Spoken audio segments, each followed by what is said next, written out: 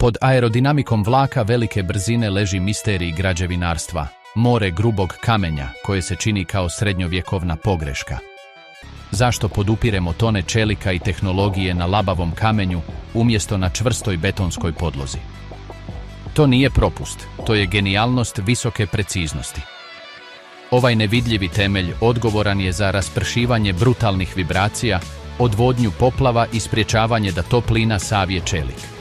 Danas dešifriramo najstariju i najvitalniju tajnu tračnica. Krećemo. Čelična zvijer i tlo koje popušta. Da bismo razumjeli potrebu za tim kamenjem, prvo moramo razumjeti zvijer koju ono drži. Moderni teretni vlak nije bilo koje vozilo. To je čelična zmija koja se može protezati više od 2 km duljine, konvoj koji vuče težinu ekvivalentnu malom neboderu na svojim leđima. Govorimo o tisućama tona.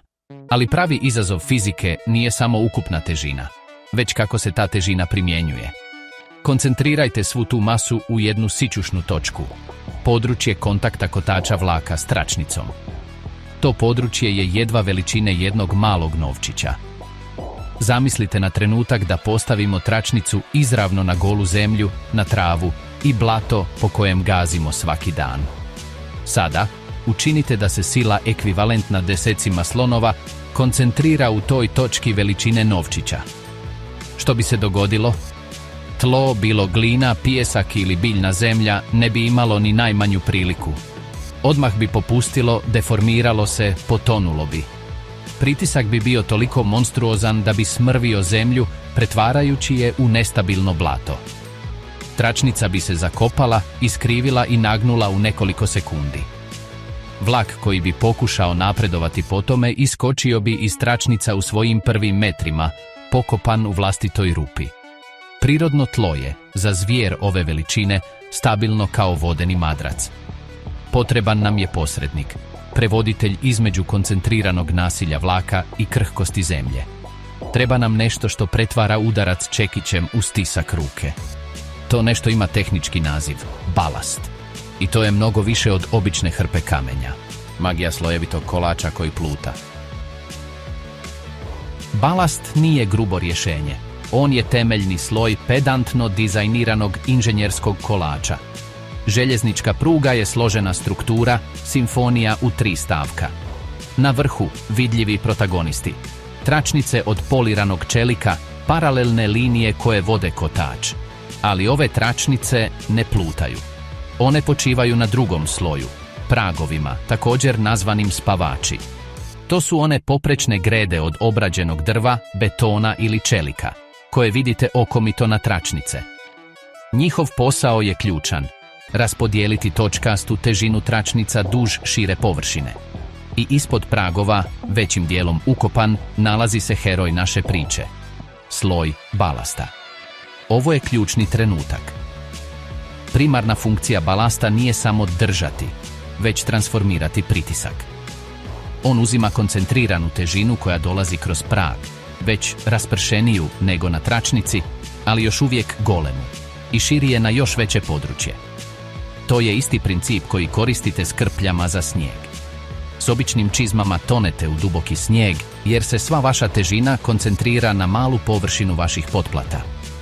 S krpljama raspoređujete tu istu težinu na 10 puta veće područje i odjednom plutate. Balast čini upravo to za vlak. Uzima otisak praga i projicira ga na široku i čvrstu platformu, smanjujući pritisak na prirodno tlo na razinu koju ono može podnijeti bez popuštanja. Ali postoji još fascinantniji detalj. Ako pažljivo promatrate, shvatit ćete da cijela ova struktura nije vicima pričvršćena za planet. Nema dubokih sidara koja bi je držala za postelju matične stijene.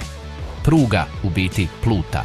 Drži je isključivo gravitacija, trenje i vlastita težina balasta, koji je okružuje i obuzdava.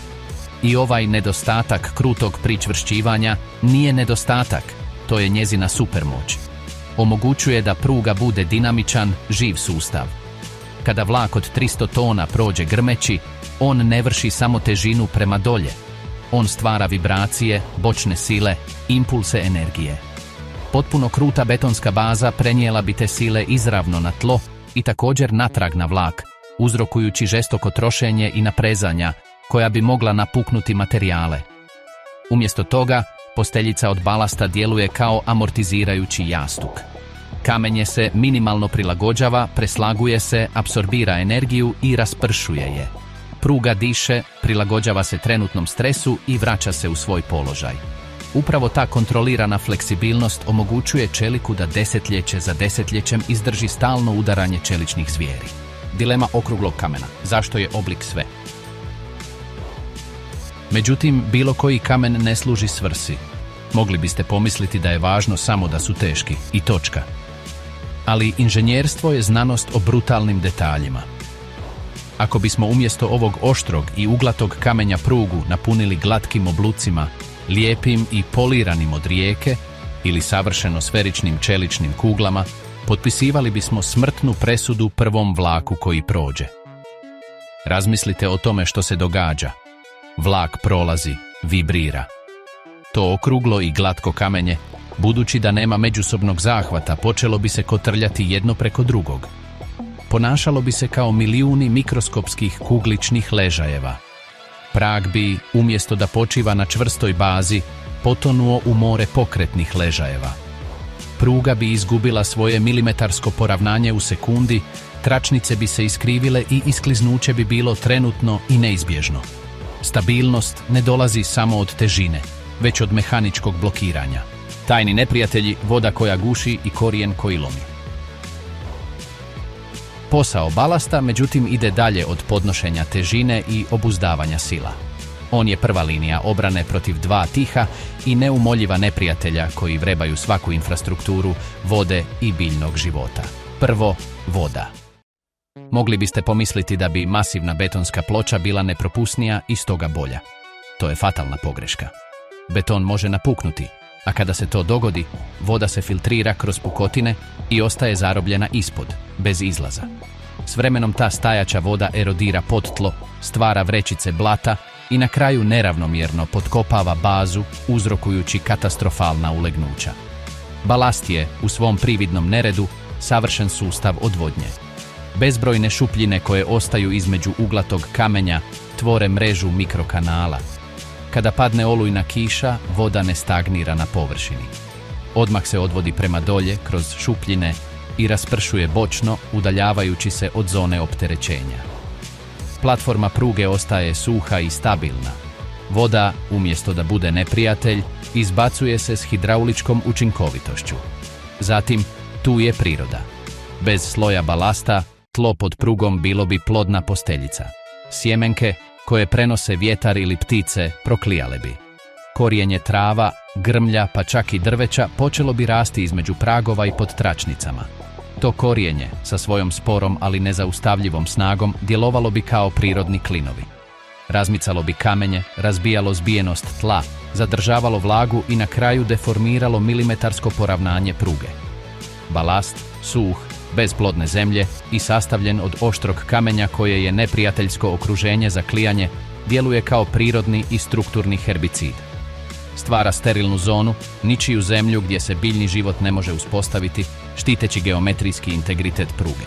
Tako ovo skromno kamenje obavlja trostruku majstorsku funkciju. Ono je temelj za raspodjelu opterećenja, autonomni sustav odvodnje i biološka barijera.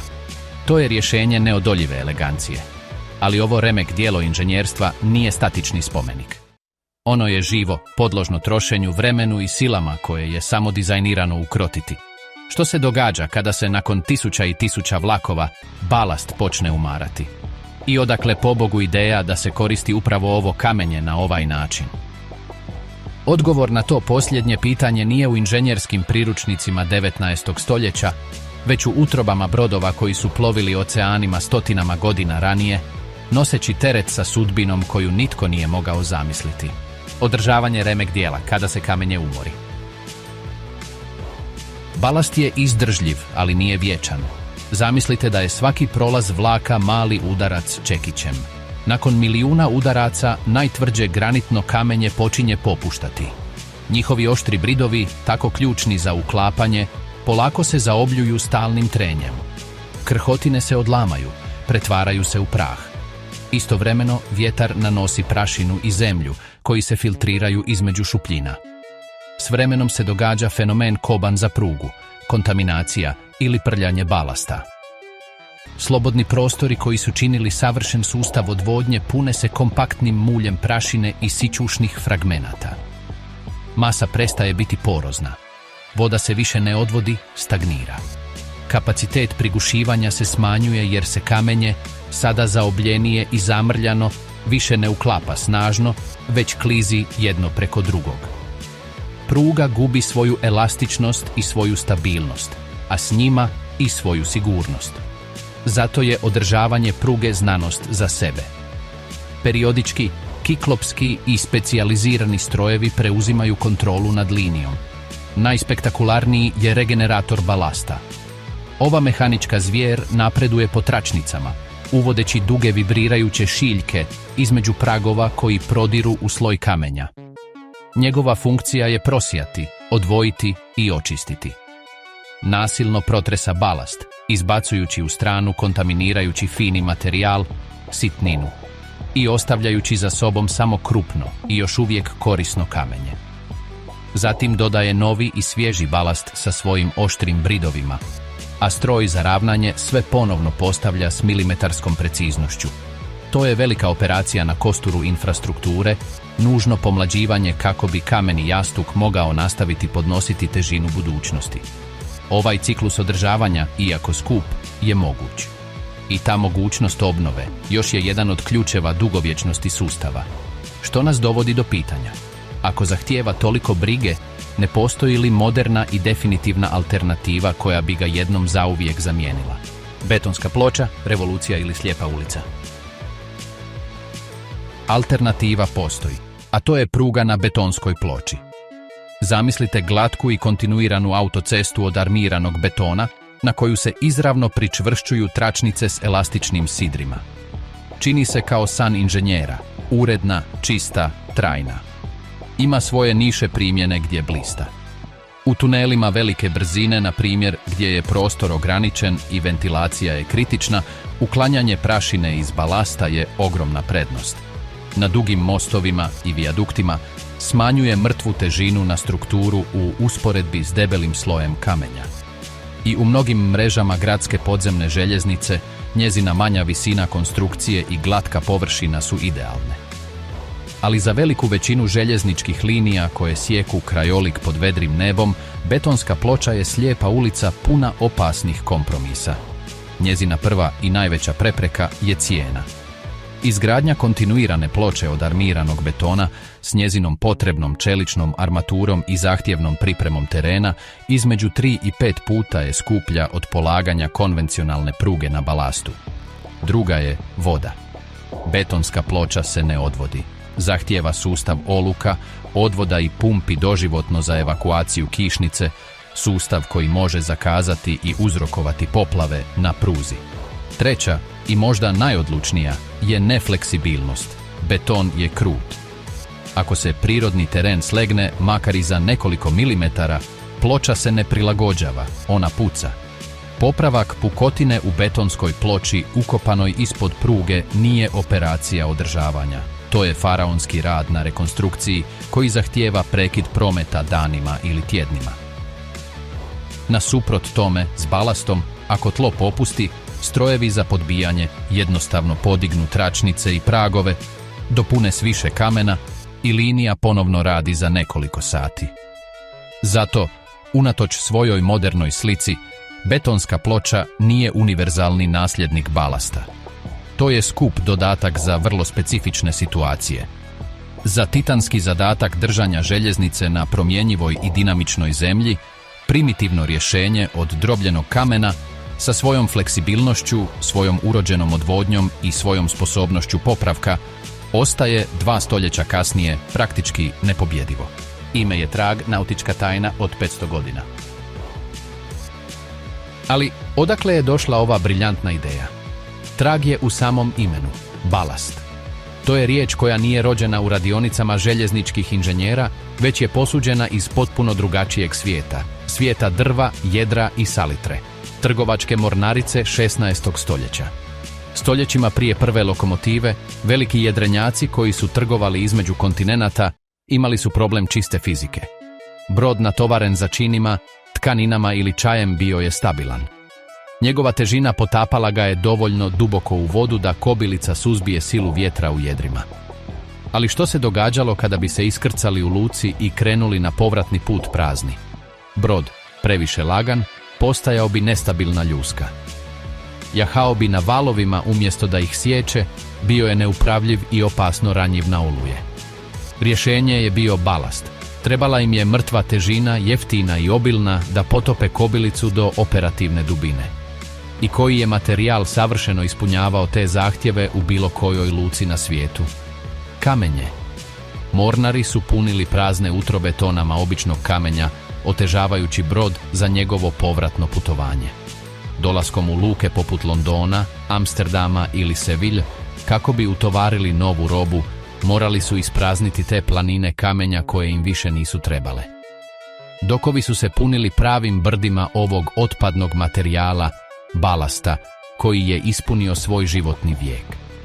Idemo sada do ranih dana željeznice, početkom 19. stoljeća. Pioniri, ljudi poput George Stephenson, suočavali su se s izazovom postavljanja tračnica na meka i nestabilna tla Engleske. Trebali su materijal koji se odvodi, koji raspoređuje opterećenje i koji je vrlo jeftin. Inženjerska legenda kaže da je, gledajući prema lukama prepunim aktivnosti, netko imao trenutak otkrivenja. Tamo su bile planine kamena, težak i drenirajući materijal, koji su brodovi istovarivali besplatno jer je bio samo smetnja. Bio je to savršen resurs. Počeli su ga voziti kolima prema unutrašnjosti, koristiti ga kao temelj za svoje nove željezne puteve. I nisu samo usvojili materijal, već i ime. Pomorski balast, na engleskom balast, postao je željeznički balast.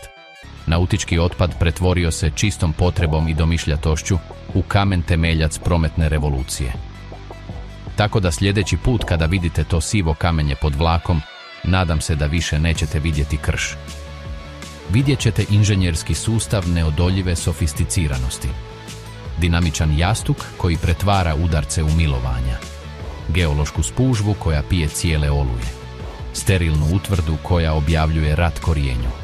I izravnu povijesnu baštinu, materijalni most koji nas povezuje s mornarima koji su, noseći balast da prežive oceane, nehotice postavljali temelje svijeta na tračnicama.